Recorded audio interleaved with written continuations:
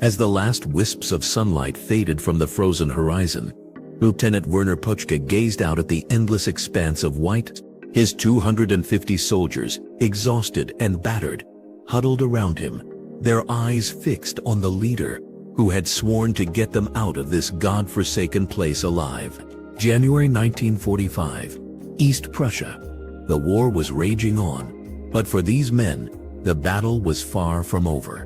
Their mission had been simple enough: escort a group of wounded soldiers to safety. But the Soviet army had other plans. A relentless push towards the German border had left them stranded, cut off from the rest of the world. The harsh weather conditions, a perfect storm of biting winds and sub-zero temperatures, had turned the frozen wilderness into a nightmare. It was as if the very earth itself was conspiring against them. As the soldiers struggled to survive, their thoughts turned to the war effort. The news from the front lines was grim. The Red Army was making gains by the day, pushing the Wehrmacht back on all fronts. It was a battle they couldn't win, and Puchkin knew it. Yet he refused to give up. Not yet. Not when there were still lives to be saved. Still hope to cling to. The days blended together in a blur of snow and ice, the soldiers' spirits sagging with each passing hour. They trudged through the drifts, their feet numb, their bodies aching. But Puchke's resolve remained unbroken. He pushed them on, driven by a fierce determination to see them through this living hell. It was on the fifth day that the reality of their situation finally began to sink in. As they huddled around a meager fire, Puchke called a council of war. The soldiers looked at each other, their faces etched with worry and fear. The lieutenant's words cut to the heart of the matter. They were surrounded, cut off from all hope of escape. The Soviet army was closing in, its vanguard just a few kilometers away. The room fell silent. The only sound, the crackling of the fire. Puchke's words hung in the air, a stark and brutal truth. They were trapped, with no way out. The war was lost, and they were about to become its latest casualties. As the soldiers absorbed this truth, their faces revealed a range of emotions: shock, despair, and finally, a dawning sense of resignation. They knew their fate was sealed, that they would soon be facing the mercy of the Soviet army. It was a prospect that chilled them to the bone, a nightmare that they couldn't wake up from. And yet, in the midst of this despair, a spark of defiance flickered to life. These men, weary and battered, refused to give up. They would fight on, not for the war, but for each other, for the camaraderie that had sustained them through the worst of times, for the human spirit that refused to be extinguished, even in the face of overwhelming odds. As the night wore on, Puchke's words became a mantra, a battle cry that echoed through the frozen wilderness. They would survive, no matter what. They would resist, no matter the cost. And in that moment, the lieutenant knew that he had found the strength to carry them through the worst of it. The knowledge that they were not alone, that they had each other. But what would happen to these soldiers as the Soviet army closed in? Would they be captured, or would they succumb to the harsh conditions? The fate of these 250 German soldiers remained uncertain, their future hanging precariously in the balance. And as the snow continued to fall, a sense of foreboding settled over the frozen wilderness, a feeling that the worst was yet to come. As the frozen landscape stretched out before them like an endless tomb, Lieutenant Werner Puchke's determination began to waver. His 250 soldiers, once a proud and battle-hardened unit, now stumbled through the snow like exhausted, shivering ghosts. The biting winds howled around them, whipping the snow into a maddening frenzy that made every step a struggle. They'd been walking for days, with no end in sight, and morale was starting to crumble. In the midst of this frozen chaos, Puchke spotted a group of German soldiers huddled around a makeshift fire, their faces etched with despair. As he approached, he realized they were from the same division, but they'd been separated from his unit weeks ago. The news they shared was like a cold slap in the face. The Soviets were closing in, pushing back every German attempt to escape. The group's morale sank even further, and Pochke couldn't blame them. "We've been walking for weeks," one of the soldiers whispered, his voice barely audible over the wind, "and we've lost more men than we've gained. What's the point of it all?" Pochke's heart sank as he realized the weight of their situation. They were trapped, with no clear escape route and dwindling supplies. The thought of facing the Soviets again, of fighting for a cause that seemed increasingly lost, was almost too much to bear. As the days turned into a never-ending blur of snow and ice, Pochke's thoughts turned to the war back home. The news they'd received was grim. The Allies were making gains on all fronts, and the German army was on the brink of collapse. The realization hit him like a ton of bricks. They were fighting a losing battle, and they might be the last remaining German soldiers in the snow-covered wilderness. Panic began to set in as the group's morale plummeted. Men started to question Pochke's leadership, wondering why they were still fighting when the war was all but won. The lieutenant knew he had to act fast, or risk losing his unit completely. But what could he do? They were stuck in the middle of nowhere, with no way to communicate with the outside world. As the sun dipped below the horizon, casting the snow-covered landscape in a dark, foreboding shadow, Pochke realized they were running out of time. They had to make a decision, and fast, or risk being trapped in this frozen hellhole forever. But what choice did they have? The war was lost, and they were the last remnants of a dying army. As the night descended, Pochke gathered his soldiers around him, his voice barely above a whisper. "We can't keep going on like this," he said, his eyes scanning the desperate faces before him. "We have to make a choice. Do we keep fighting or do we surrender?" The silence that followed was deafening. The men looked at each other, unsure of what to do, and in that moment, Pochke knew they were at a crossroads. Would they continue to fight for a cause that seemed lost, or would they surrender and risk being captured? The fate of his unit and the war itself hung in the balance.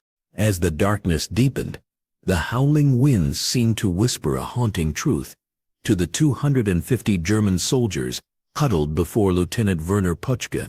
The radio operator, a young man named Hans, stood up, his eyes wide with a mix of fear and confusion. He held up a small transistor radio, the static-filled broadcast crackling through the speakers. "What's this, Hans?" Werner asked, his voice laced with a mix of curiosity and concern. "It's Berlin, sir," Hans replied, his voice trembling. "They're announcing the city's fall to the Soviets."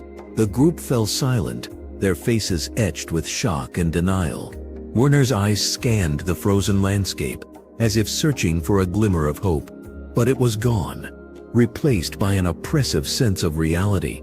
The broadcast crackled on, a voice from the German capital announcing the Soviet capture of the city.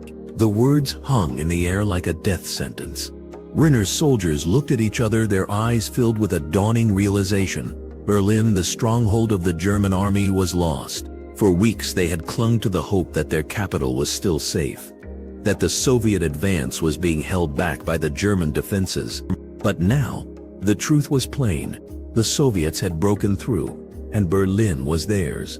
As the reality set in, the group's mood shifted from shock to despair.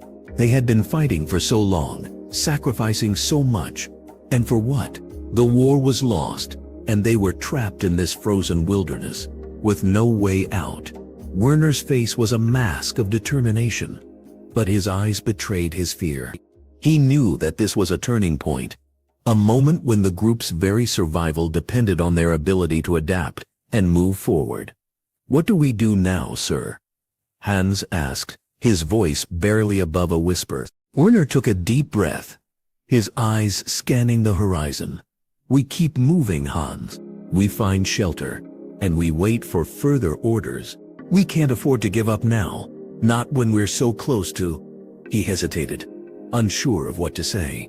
The group's eyes locked onto Werner, their faces a mix of hope and desperation. They knew that the war was lost, but they also knew that they had a choice to make, to give up or to keep fighting, no matter the odds. As the darkness closed in around them, Werner's words hung in the air like a challenge. What would they do next? Would they find a way out of this frozen wilderness? Or would they succumb to the hopelessness that threatened to consume them? The radio broadcast faded into silence, leaving only the howling winds and the group's heavy breathing. The outcome was far from certain, but one thing was clear. The fate of these 250 German soldiers hung precariously in the balance. As the 250 German soldiers trudged through the snow, their footsteps echoing in the stillness, a sense of desperation crept in like a chill. The biting winds howled around them, whipping the snow into a maddening frenzy, and the group's hopes began to fade like a dying ember.